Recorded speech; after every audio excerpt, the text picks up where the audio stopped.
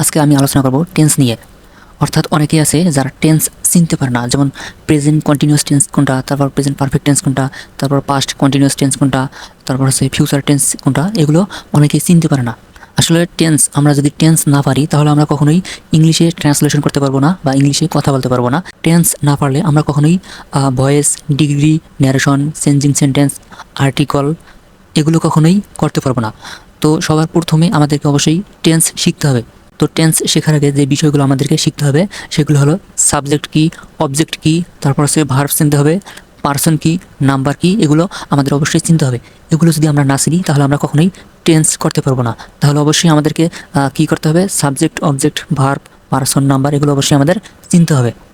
তাহলে পর্ব একে আমি আলোচনা করব subject, object, verb, person, number, present indefinite tense and present continuous tense. তো আশা করি ভিডিওটা সম্পূর্ণটা মনোযোগ সহকারে দেখবেন। অনেকে আছে ইংলিশে ট্রান্সলেশন করতে গেলে সাবজেক্ট কোনটা, অবজেক্ট কোনটা চিনতে পারে না।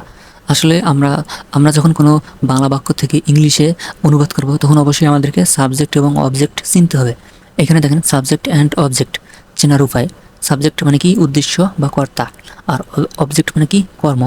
তাহলে সাবজেক্ট কাকে বলে? এখানে দেখেন সেন্টেন্স এর যে অংশে কোনো ব্যক্তি, বস্তু বা প্রাণী সম্পর্কে যা কিছু বলা হয় তাকে সাবজেক্ট বলে। উদাহরণ এখানে দেখেন, he has given me a book, সে আমাকে একটি বই দিয়েছে। তাহলে এখানে এখানে সাবজেক্ট কোনটা? এখানে হিটা আছে সাবজেক্ট। তাহলে হিটা যে সাবজেক্ট এটা আমরা কীভাবে চিনব? নিচে দেখেন বাংলা বাক্যের ক্রিয়াকে কে বা কারা দ্বারা প্রশ্ন করলে যে উত্তর পাওয়া যায় সেটি হলো সাবজেক্ট। তাহলে এখানে দেখেন বাংলা বাক্যের ক্রিয়া কি? গিভ। গিভ মানে দেওয়া। তাহলে এই গিভ ক্রিয়াটাকে যদি আমরা কে বা কারা দিয়ে প্রশ্ন করি, অর্থাৎ এই গিভটা হচ্ছে ভার্ব, ভার্ব মানে কি ক্রিয়া। এইটাকে যদি আমরা প্রশ্ন করি কে দিয়েছে, কে দিয়েছে, he has given me a book, সে আমাকে একটি বই দিয়েছে। এখানে যদি প্রশ্ন করি কে দিয়েছে তাহলে উত্তর হবে সে। তাহলে এখানে সে এর ইংরেজি কি? হি। এই হিটা হচ্ছে কি সাবজেক্ট। তাহলে এখানে কি বলা আছে? বাংলা বাক্যের ক্রিয়াকে কে বা কারা দ্বারা প্রশ্ন করলে যে উত্তর পাওয়া যায় সেটি হলো সাবজেক্ট। তাহলে আমরা এই ক্রিয়াকে প্রশ্ন করলাম যে কে দিয়েছে, তাহলে উত্তর হয়েছে কি সে দিয়েছে। এই জন্য এই হিটা হচ্ছে সাবজেক্ট। ঠিক, they have given me a book, তারা আমাকে একটি বই দিয়েছে। এখানে যদি আবার এই গিভেন ভার্বটাকে প্রশ্ন করি কারা দিয়েছে, এই যে কারা দ্বারা প্রশ্ন করি, তাহলে কারা দিয়েছে উত্তর হবে দে। দে মানে কি তারা। এই দেটা হচ্ছে এখানে কি সাবজেক্ট। তাহলে আমরা সাবজেক্ট খুব সহজেই চিনতে পারলাম। এখন আমরা দেখব অবজেক্ট। তাহলে সাবজেক্ট সম্পর্কে যা কিছু বলা হয় তাকে অবজেক্ট বলে। এখানে দেখেন অবজেক্ট আমরা কীভাবে চিনব? বাংলা বাক্যের ক্রিয়াকে কি বা কাকে দ্বারা প্রশ্ন করলে যে উত্তর পাওয়া যায় তাকে অবজেক্ট বলে। অবজেক্ট হচ্ছে কয় প্রকার? দুই প্রকার। একটা হচ্ছে ডাইরেক্ট অবজেক্ট আর একটা হচ্ছে ইনডাইরেক্ট অবজেক্ট। ডাইরেক্ট অবজেক্ট মানে কি বস্তুবাচক কর্ম, ইনডাইরেক্ট অবজেক্ট মানে কি ব্যক্তিবাচক কর্ম। ইনডাইরেক্ট অবজেক্ট কাকে বলে? এখানে দেখেন বাংলা বাক্যের ক্রিয়াকে কাকে দ্বারা প্রশ্ন করলে যে উত্তর পাওয়া যায় তাকে ইনডাইরেক্ট অবজেক্ট বলে। আর ডাইরেক্ট অবজেক্ট কাকে বলে? এখানে দেখেন বাংলা বাক্যের ক্রিয়াকে কি দ্বারা প্রশ্ন করলে যে উত্তর পাওয়া যায় তাকে ডাইরেক্ট অবজেক্ট বলে। উদাহরণ হিসেবে এখানে দেখেন he has given me a book, সে আমাকে একটি বই দিয়েছে। এখানে যদি আমরা প্রশ্ন করি কাকে দ্বারা, তাহলে কাকে দিয়েছে উত্তর হবে আমাকে। মানে he has given me a book, সে আমাকে একটি বই দিয়েছে। এখানে যদি আমরা এই গিভেন ভার্বটাকে প্রশ্ন করি কাকে দিয়েছে, তাহলে উত্তর কি হয়? আমাকে দিয়েছে। এখানে কি আমাকে ছাড়া অন্য কাউকে দিয়েছে? না, অন্য কাউকে দেয়নি, আমাকে দিয়েছে। তাহলে মি মানে আমাকে, এই মিটা হচ্ছে এখানে ইনডাইরেক্ট অবজেক্ট। তাহলে আমরা এই গিভেন ভার্বটাকে কাকে দ্বারা প্রশ্ন করেছি, উত্তর পেয়েছি কি মি। এই মিটা হচ্ছে ইনডাইরেক্ট অবজেক্ট। আর তাহলে ডাইরেক্ট অবজেক্ট আমরা কীভাবে পাবো? আবার এই গিভেন ভার্বটাকে যদি প্রশ্ন করি যে কি দিয়েছে, সে আমাকে দিয়েছে, বাট কি দিয়েছে, উত্তর হবে কি আ বুক মানে একটি বই। তাহলে সে আমাকে কি দিয়েছে? একটি বই দিয়েছে, একটি বই। তাহলে আ বুক এটা হচ্ছে কি ডাইরেক্ট অবজেক্ট। তাহলে গিভেন ভার্বটাকে আমরা কি দ্বারা প্রশ্ন করার পর কি পাইলাম? একটি বই পাইলাম। এখানে আ বুকটা হচ্ছে ডাইরেক্ট অবজেক্ট। এখন আমরা দেখব ভার্ব। ভার্ব মানে কি ক্রিয়া। যে ওয়ার্ড দ্বারা কোনো কিছু করা, খাওয়া, যাওয়া ইত্যাদি বোঝায় তাকে ভার্ব বলে। অর্থাৎ আমরা দৈনন্দিন যে কাজগুলো করি সবগুলো হচ্ছে ভার্ব। খাওয়া, তারপর হচ্ছে ঘুমানো, কাজ করা, তারপর মারামারি করা, নাচা, এগুলো সবগুলো হচ্ছে ভার্ব। যে কোনো কাজ করা মানেই হচ্ছে ভার্ব। ঠিক আছে, যেমন এখানে দেখেন গো মানে যাওয়া, এটা হচ্ছে ভার্ব। ইট মানে খাওয়া, এটা হচ্ছে ভার্ব। তারপর দেখেন স্লিপ মানে ঘুমানো, এটা হচ্ছে ভার্ব। তারপর গিভ মানে দেওয়া, এটা হচ্ছে ভার্ব। এক্সাম্পল এখানে দেখেন he has given me a book, সে আমাকে একটি বই দিয়েছে। এখানে গিভেনটা আসছে কি ভার্ব। হ্যাঁ, এখানে আরেকটা বিষয় আপনাদের জানাতে হবে, সেটা হচ্ছে যে একটি ভার্বের ফর্ম আছে তিনটা। একটি ভার্বের ফর্ম করা তিনটা, একটা হচ্ছে V1, আরেকটা হচ্ছে V2, আর একটা হচ্ছে V3। এই V1 বলতে কি বোঝায়? ভার্বের প্রেজেন্ট ফর্ম। Present form. এই V2 বলতে কি বোঝায়? ভার্বের পাস্ট ফর্ম। এই V3 বলতে কি বোঝায়? ভার্বের পাস্ট পার্টিসিপল ফর্ম। হ্যাঁ,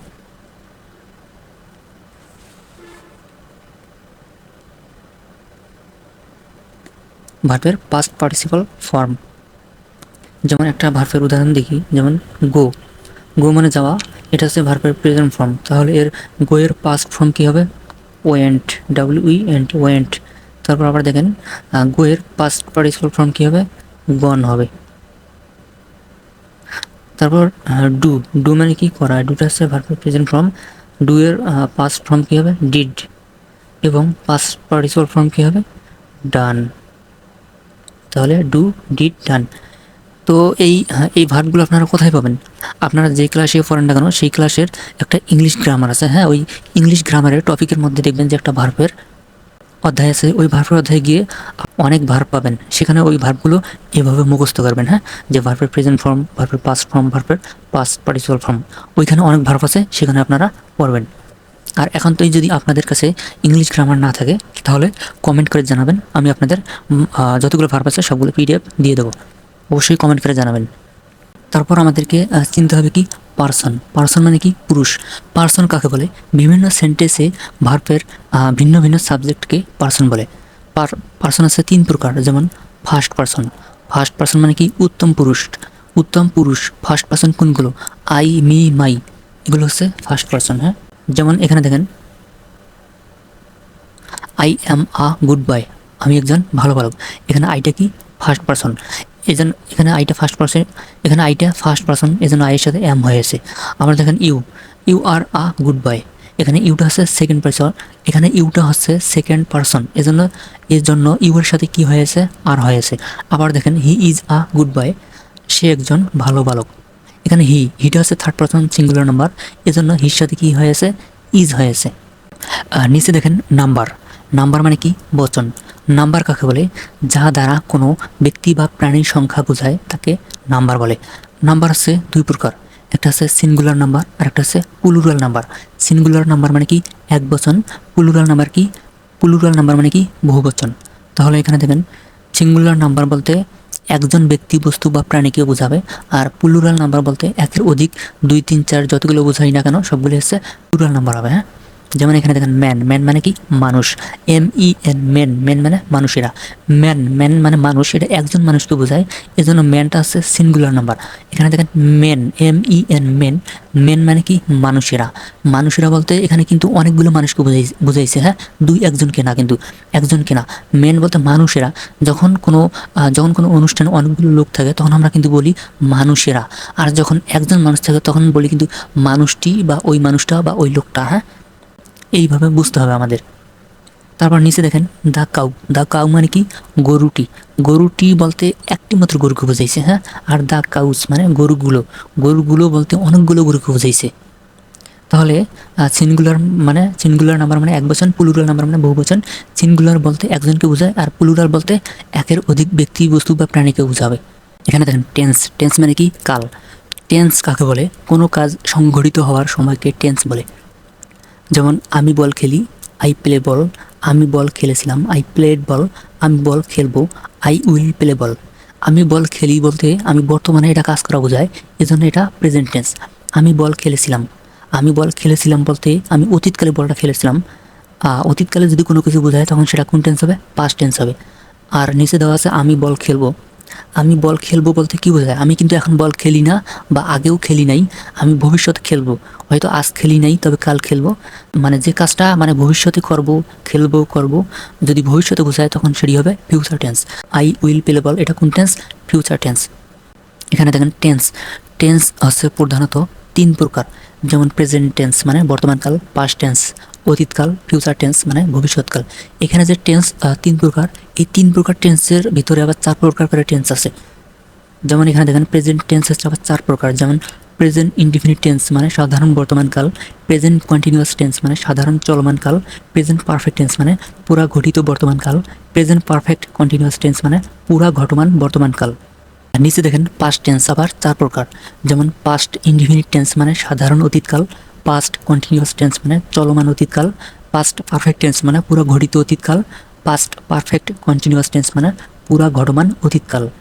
এখানে দেখেন ফিউচার টেন্স, ফিউচার টেন্স হচ্ছে আবার কয়েক প্রকার, 4 প্রকার, যেমন ফিউচার ইনডিফিনিট টেন্স মানে সাধারণ ভবিষ্যৎকাল, ফিউচার কন্টিনিউয়াস টেন্স মানে চলমান ভবিষ্যৎকাল, ফিউচার পারফেক্ট টেন্স মানে পুরা ঘটিত ভবিষ্যৎকাল, ফিউচার পারফেক্ট কন্টিনিউয়াস টেন্স মানে পুরা ঘটমান ভবিষ্যৎকাল। তাহলে আমরা টেন্স মোট কত প্রকার পাইলাম? প্রেজেন্ট টেন্স 4 প্রকার, পাস্ট টেন্স 4 প্রকার এবং ফিউচার টেন্স 4 প্রকার। তাহলে 3 4 12। তাহলে কেউ যদি আপনাকে প্রশ্ন করে যে টেন্স মোট কত প্রকার, তাহলে তাকে বলবেন যে আপনি টেন্স আছে মোট 12 প্রকার। আর কেউ যদি আপনাকে বলে যে টেন্স প্রধানত কত প্রকার, তখন আপনি বলবেন যে টেন্স প্রধানত 3 প্রকার। কি কি? Present tense, past tense and future tense. Okay, clear? এখন আমরা দেখব প্রেজেন্ট ইনডিফিনিট টেন্সের ব্যবহার। কি চিনতে হবে? চেনার উপায় সম্পর্কে জানতে হবে। যেমন প্রেজেন্ট ইনডিফিনিট টেন্স চেনার উপায় আছে, বাংলা বাক্যে ক্রিয়ার শেষে ই, অ, এ ইত্যাদি চিহ্ন থাকবে। যেমন এখানে দেখেন খেলে, খেল যোগ এ সমান সমান কী হয়? খেলে। এখানে কি চিহ্ন আছে? এ। এখানে দেখেন এ আছে না, চেনার উপায় এ। তাহলে খেলে যদি আমরা ভেঙে নিই তাহলে খেল যোগ এ পাই। এখানে দেখেন এ আছে, চেনার উপায় এ থাকলে তাহলে ওটা ওটা কোন টেন্স হবে? অবশ্যই প্রেজেন্ট ইনডিফিনিট টেন্স হবে। যেমন এখানে দেখেন সে বল খেলে।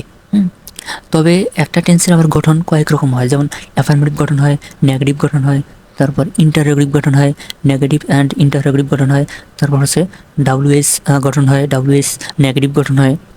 তবে এখানে দেখেন প্রেজেন্ট ইনডিফিনিট টেন্সের চেনার উপায় কী পেলাম? ই, অ, এ ইত্যাদি চিহ্ন থাকবে। প্রেজেন্ট ইনডিফিনিট টেন্সের অ্যাফার্মেটিভ গঠন কী হবে? Subject plus verb one plus object. যেমন এখানে দেখেন সে বল খেলে, খেলে এটা হচ্ছে ক্রিয়া। এই ক্রিয়ার মধ্যে এই খেলে এটাকে যদি আমরা ভেঙে নিই তাহলে আমরা কী পাই? খেল যোগ এ সমান সমান কী হয়? এ থাকে। তাহলে চেনার উপায় কি বলছি আমি? প্রেজেন্ট ইনডিফিনিট টেন্সের ক্ষেত্রে এ থাকলে ওটা কোন টেন্স হবে? Present indefinite tense. তাহলে সে বল খেলে, এখানে আমরা কী পেলাম? এ পাইলাম, এই জন্য এটা কোন টেন্স হবে? Present indefinite tense. এখন যদি এটা প্রেজেন্ট ইনডিফিনিট টেন্স হয় তাহলে তারপরে এটা দেখতে হবে যে এটা কোন সেন্টেন্স, অ্যাফার্মেটিভ সেন্টেন্স না নেগেটিভ সেন্টেন্স না ইন্টারোগেটিভ সেন্টেন্স। অ্যাফার্মেটিভ সেন্টেন্স আমরা কীভাবে চিনব? যখন কোনো বাক্যের মধ্যে কোনো নাবোধক বা কোনো প্রশ্নবোধক চিহ্ন থাকবে না, তখন সেটি হবে অ্যাফার্মেটিভ সেন্টেন্স। আর নেগেটিভ সেন্টেন্স আমরা কীভাবে চিনব? যেমন এখানে দেখেন সে বল খেলে না, শেষে কী চিহ্ন আছে? না চিহ্ন। তাহলে কোনো বাংলা বাক্যের শেষে যদি না চিহ্ন বা নাবোধক চিহ্ন থাকে তখন আমরা বুঝবো যে সেটি নেগেটিভ সেন্টেন্স। তারপর দেখেন ইন্টারোগেটিভ সেন্টেন্স আমরা কীভাবে চিনব? যখন কাউকে কোনো কিছু প্রশ্ন বা জিজ্ঞাসা করা বোঝায় তখন সেটি হবে ইন্টারোগেটিভ সেন্টেন্স। যেমন সে কি বল খেলে, এই বাক্যটার দ্বারা কিন্তু আরেকজনকে প্রশ্ন করা বুঝাইছে যে সে কি বল খেলে, সে উত্তর দেবে যদি খেলে তাহলে উত্তর দেবে হ্যাঁ খেলে, যদি না খেলে তাহলে উত্তর দেবে না খেলে। এখানে দেখেন সে বল খেলে, এটা আছে অ্যাফার্মেটিভ সেন্টেন্স, যেহেতু নাবোধক বা প্রশ্নবোধক কোনো কিছু চিহ্ন নেই। হ্যাঁ, তাহলে যদি এটা অ্যাফার্মেটিভ সেন্টেন্স হয় তাহলে অ্যাফার্মেটিভের গঠন কী হবে? Subject plus verb one plus object. এখানে দেখেন সে বল খেলে, এখানে সাবজেক্ট কোনটা? আমরা সাবজেক্ট তো আগেই চিনছি, সাবজেক্ট অবজেক্ট কীভাবে চিনতে হয়। হ্যাঁ, বাংলা বাক্যের ক্রিয়াকে কে দ্বারা প্রশ্ন করলে যে উত্তর পাওয়া যায় সেটা হবে সাবজেক্ট। সে বল খেলে, এখানে যদি খেলেটাকে প্রশ্ন করি কে খেলে, উত্তর হবে সে। সে ইংরেজি কি? হি। এই হিটা হচ্ছে কি এখানে সাবজেক্ট হবে। তাহলে আমরা সাবজেক্ট দিলাম ভার্ব ওয়ান। এখানে দেখেন খেলে, খেলের ইংরেজি কী হবে? পেলে। তাহলে পেলেটা কি ভার্ব ওয়ান, এই জন্য আমরা এখানে কী দিছি? পেলে দিছি। কিন্তু এখানে ভার্বের সাথে এস হয়েছে। এস কেন হয়েছে? এখানে হিটা আছে থার্ড পারসন সিঙ্গুলার নাম্বার, এই জন্য ভার্বের সাথে এস যুক্ত হয়েছে। হ্যাঁ, তারপর অবজেক্ট কী হবে? অবজেক্ট হবে কি? বল। এখানে আমরা দিলাম বল। তাহলে সে বল খেলে, ইংরেজি কী হবে? হি প্লেস বল। তারপর আমরা নেগেটিভ সেন্টেন্স যদি দেখি কী হবে? নেগেটিভের গঠন সাবজেক্ট প্লাস ডু নট বা does not plus verb one plus object. যেমন এখানে দেখেন সে বল খেলে না, এর ইংরেজি কী হবে? হি ডাজ নট প্লে বল অথবা হি ডাজেন্ট প্লে বল। তাহলে এখানে সাবজেক্ট আছে হি, আমরা হি দিলাম, হির পর ডু নট বা ডাজ নট হবে। তবে হিটা আছে থার্ড পারসন সিঙ্গুলার নাম্বার, এই জন্য আমরা ডাজ নট নিয়েছি, ডু নট হবে না। হ্যাঁ, এই জন্য আমরা ডাজ নট নিয়েছি। তারপর ভার্ব ওয়ান কি? ভার্ব ওয়ান তো পেলে, আর অবজেক্ট হচ্ছে বল। তাহলে সে বল খেলে না, ইংরেজি কী হবে? হি ডাজ নট প্লে বল বা হি ডাজেন্ট প্লে বল। তারপর নিচে দেখেন ইন্টারোগেটিভ সেন্টেন্স। ইন্টারোগেটিভ সেন্টেন্সের ক্ষেত্রে কী হবে? প্রথমে ডু বা ডাজ আসবে, পরে subject plus verb one plus object এবং শেষে কী হবে? প্রশ্নবোধক চিহ্ন হবে। হ্যাঁ, যেমন সে কি বল খেলে, শেষে প্রশ্নবোধক চিহ্ন এবং এখানে কি চিহ্ন আছে, এই দুইটা চিহ্ন থাকলে আমরা বুঝবো যে এটি ইন্টারোগেটিভ সেন্টেন্স। তাহলে এখানে দেখেন প্রথমে ডু বা ডাজ। এখন আমরা ডু বা ডাজ প্রথমে কীভাবে নেব, এই সাবজেক্টটা কোন পারসন সেটা আগে আমাদেরকে দেখতে হবে। তাহলে এখানে এই হিটা আছে সাবজেক্ট, তাহলে হিটা সাবজেক্ট, হির সাথে এখানে কি দিয়েছি আমরা, ডাজ দিয়েছি। তাহলে এইখানে ডু বা ডাজের মধ্যে কোনটা নেব, যেহেতু হিটা থার্ড পারসন সিঙ্গুলার নাম্বার, এই জন্য আমরা ডাজটা প্রথমে নেব। হ্যাঁ, তারপর সাবজেক্ট নেব হি, ভার্ব ওয়ানটা কি প্লে, অবজেক্ট হচ্ছে বল এবং শেষে দিলাম কি প্রশ্নবোধক চিহ্ন। তাহলে ইংরেজি কি হলো, ডাজ হি প্লে বল, সে কি বল খেলে। এখন আমরা দেখব নেগেটিভ অ্যান্ড ইন্টারোগেটিভ সেন্টেন্স, অর্থাৎ প্রেজেন্ট ইনডিফিনিট টেন্সের নেগেটিভ অ্যান্ড ইন্টারোগেটিভ সেন্টেন্স আমরা এখন দেখব। এখানে দেখেন নেগেটিভ অ্যান্ড ইন্টারোগেটিভের ক্ষেত্রে প্রথমে কী হবে, ডু বা ডাজ হবে plus not plus subject plus verb one plus object এবং শেষে কী হবে প্রশ্নবোধক চিহ্ন হবে। হ্যাঁ, এখানে দেখেন সে কি বল খেলে না, এখানে দেখেন কি চিহ্ন এবং শেষে না চিহ্ন আর প্রশ্নবোধক চিহ্ন আছে। হ্যাঁ, তাহলে না চিহ্ন তাহলে আমরা জানি যে নেগেটিভ সেন্টেন্স হয়, এটা বললাম যে বাক্যটা নেগেটিভ সেন্টেন্স। আর কি আছে, কি চিহ্ন এবং শেষে প্রশ্নবোধক চিহ্ন, কি চিহ্ন শেষে প্রশ্নবোধক চিহ্ন, এই দুইটা চিহ্ন থাকলে বুঝবো যে সেটি ইন্টারোগেটিভ সেন্টেন্স। আর যদি না চিহ্ন থাকে তখন সেটি আমরা ধরে নেবো যে নেগেটিভ অ্যান্ড ইন্টারোগেটিভ সেন্টেন্স। তাহলে সে কি বল খেলে না, এখানে দেখেন আমরা যেহেতু এখানে সাবজেক্ট হবে হি, তাহলে প্রথমে নেব আমরা ডাজ। ডাজ নেওয়ার পর আমরা কী নেব, নট বা ডাজেন্ট। আর সাবজেক্ট কী হবে, হি হবে, ভার্ব হচ্ছে প্লে আর অবজেক্ট হচ্ছে বল, শেষে প্রশ্নবোধক চিহ্ন আমরা দিলাম। তাহলে সে কি বল খেলে না, ইংরেজি কী হবে, ডাজেন্ট হি প্লে বল অথবা ডাজ নট হি প্লে বল। নিচে দেখেন কোথায় আমরা ডু এবং কোথায় ডাজ ব্যবহার করব, এই চারটা দেখলে আপনারা খুব সহজেই কোথায় ডু ব্যবহার করবেন এবং কোথায় ডাজ ব্যবহার করবেন সেটা খুব সহজেই চিনতে পারবেন। এখানে দেখেন অক্সিলিয়ারি ভার্ব দেওয়া আছে ডু, তারপর হচ্ছে ডাজ। হ্যাঁ, তারপর এখানে দেওয়া আছে পারসন, অর্থাৎ কোনটা ফার্স্ট পারসন হবে, কোনটা সেকেন্ড পারসন হবে, কোনটা থার্ড পারসন হবে। তারপর এখানে নাম্বার দেওয়া আছে, অর্থাৎ কোনগুলো সিঙ্গুলার নাম্বার, কোনগুলো প্লুরাল নাম্বার। হ্যাঁ, শব্দ আছে, যেমন এখানে দেখেন ডুটা কি, ডুটা হচ্ছে ফার্স্ট পারসন সিঙ্গুলার নাম্বার হবে। এখানে দেখেন do first person singular number, যেমন আই মি মাই এগুলো হচ্ছে ফার্স্ট পারসন সিঙ্গুলার নাম্বার। তাহলে আই মি মাই এই তিনটার সাথে কী হবে, ডু হবে। আবার দেখেন উই আস আওয়ার এগুলো কি ফার্স্ট পারসন প্লুরাল নাম্বার, এগুলোর সাথেও কী হবে, ডু হবে। আবার দেখেন ইউ ইউর এগুলো কি সেকেন্ড পারসন সিঙ্গুলার নাম্বার হবে, এগুলোর সাথেও কী হয়, ডু হয়। হ্যাঁ, আবার দেখেন হি হিম হিজ শি হার এগুলো হচ্ছে থার্ড পারসন সিঙ্গুলার নাম্বার, তাহলে এগুলোর সাথে কী হবে, ডাজ হবে। আমরা দেখেন দে দেম দেয়ার এগুলো কি থার্ড পারসন প্লুরাল নাম্বার, এগুলোর সাথে কী হবে, দে দেম দেয়ার কোনো বাংলা বাক্যের যদি সাবজেক্ট হয় তাহলে সেখানে কী হবে, ডু হবে। আবার দেখেন রহিম করিম যে কোনো একটি নাম হলে সেটি থার্ড পারসন সিঙ্গুলার নাম্বার হবে। হ্যাঁ, তাহলে এটি কি থার্ড পারসন সিঙ্গুলার নাম্বার, তাহলে সেখানে কী হবে, রহিম করিম বা যে কোনো নাম হলে সেখানে আমরা কী দেবো, ডু না দিয়ে ডাজ দেবো। ঠিক আছে, চেনার উপায় কি, বাংলা বাক্যে ক্রিয়ার শেষে তেসি তেসো তেসে তেসেন ইত্যাদি চিহ্ন থাকবে। এর গঠন কী হবে, অ্যাফার্মেটিভ গঠন হবে সাবজেক্ট প্লাস এম বা ইজ বা আর প্লাস ভার্ব ওয়ানের সাথে আইএনজি প্লাস অবজেক্ট। যেমন এখানে দেখেন সে বল খেলতেছে, তাহলে আমরা জানি খেলাটা ভার্ব, খেলার সাথে তেসে যুক্ত হয়েছে, তাহলে তেসে থাকলে কোন টেন্স হবে, অবশ্যই প্রেজেন্ট কন্টিনিউয়াস টেন্স হবে। তাহলে আমরা সেই হিসাবে দিই, তাহলে সাবজেক্ট এখানে সে আছে সাবজেক্ট, সে ইংরেজি হি, এম ইজ আর, এই তিনটার মধ্যে আমরা কোনটা নেব, হিটা হচ্ছে থার্ড পারসন সিঙ্গুলার নাম্বার, এই জন্য আমরা এমও নিলাম না আরও নিলাম না, নিচি ইজ। হ্যাঁ, তারপর ভার্ব ওয়ান কি প্লে মানে খেলা, তাহলে প্লের সাথে কী হবে, আইএনজি হবে, এই জন্য কী হয়েছে প্লেয়িং। শেষে অবজেক্ট কি বলের ইংরেজি বল, সে বল খেলতেছে, ইংরেজি কী হবে, হি ইজ প্লেয়িং বল। তারপর দেখেন নেগেটিভ সেন্টেন্সের গঠন কী হবে, সাবজেক্ট প্লাস এই সব ঠিক থাকবে। হ্যাঁ, সব ঠিক থাকবে, শুধু এম ইজ আর এর পর নট হবে। এখানে দেখেন এম বা ইজ বা আর প্লাস নট প্লাস ভার্ব ওয়ানের সাথে আইএনজি প্লাস অবজেক্ট। যেমন এখানে দেখেন সে বল খেলতেছে না, অর্থাৎ শেষে না আছে এই জন্য আমরা এটা ধরে নেবো যে নেগেটিভ সেন্টেন্স। তাহলে এম বা ইজ বা আর এর পর কী দেবো, আমরা নট দেবো, আর বাকি সব ঠিক থাকবে। তাহলে ইংলিশ কী হবে, হি ইজ নট প্লেয়িং বল, শেষ। আবার দেখেন ইন্টারোগেটিভের ক্ষেত্রে কী হবে, ওই এম ইজ আর প্রথমে আসবে, পরে সাবজেক্ট, তারপর ভার্ব ওয়ানের সাথে আইএনজি হবে প্লাস অবজেক্ট এবং শেষে প্রশ্নবোধক চিহ্ন হবে।